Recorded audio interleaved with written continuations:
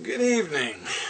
I'm down here in my library, and Book of Mormon reader has asked us to share some of our favorite Book of Mormon stories and what makes the Book of Mormon so spectacular to us. I love that idea. Thank you for the invitation, Book of Mormon reader. Before I share my favorite stories in the Book of Mormon, though, I want to share with you my favorite books that have demonstrated to me that the Book of Mormon is substantial and it's for real.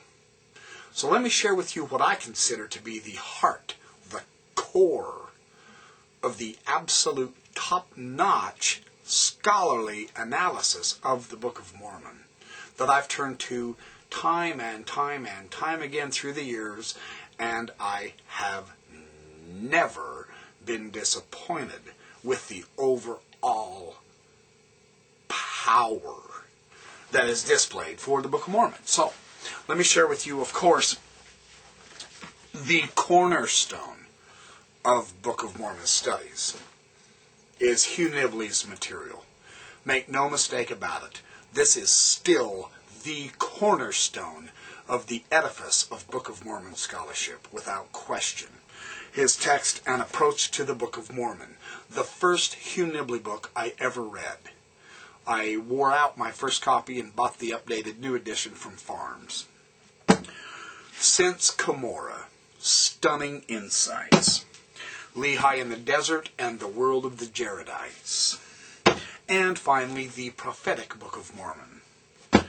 There's 2,000 pages of reading material right there.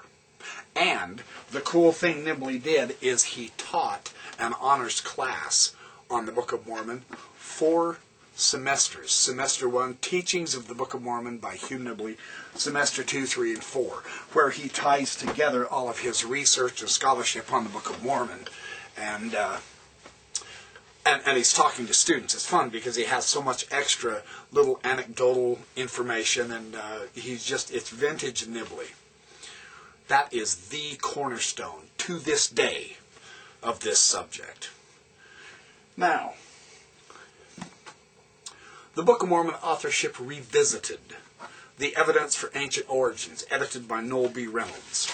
This is the Farm Symposium put together in 1997. Sensational materials. All of these texts show that the Book of Mormon fits an ancient Near Eastern setting. Vastly superior evidence exists for its antiquity than for a 19th century origin. And, of course, glimpses of Lehi's Jerusalem. This is 2004. All about Jerusalem, 600 BC. A detailed look at a specific moment in history.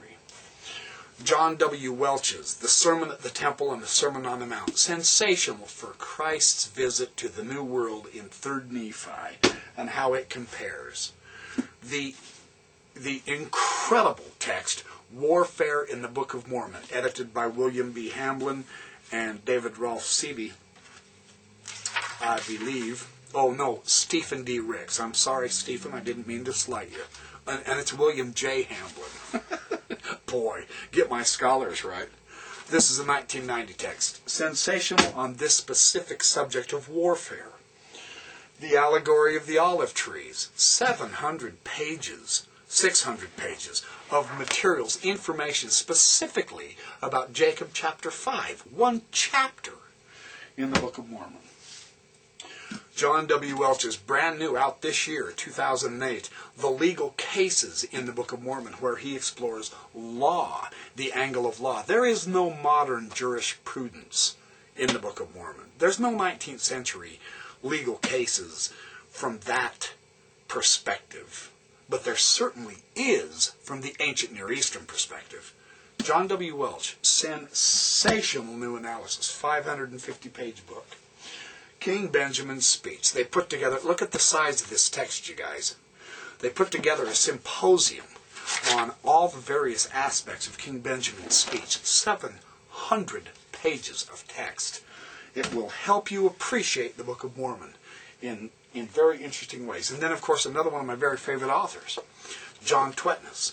He co-authored with David Bokovoy, another one of my LDS good friends, Testaments, the links between the Book of Mormon and the Hebrew Bible. Fabulous insights. John Twetness, The Most Correct Book. Every page of this book has an aha insight. One of the best reads I've ever read. And then the electrifyingly amazing book, The Book of Mormon and Other Hidden Books by John Twetness. All of these in the late 1990s. On the Mesoamerican side, see, we have the Old World, Ancient Near Eastern side. On the Mesoamerican side, John Sorensen, An Ancient American Setting of the Book of Mormon. His Book of Mormon geography events. He has so many texts, but that's the core. Coupled with that, I would put John L. Lund, Mesoamerica and the Book of Mormon. Is this the place? Brand new text out. I've talked about several of these books in my videos.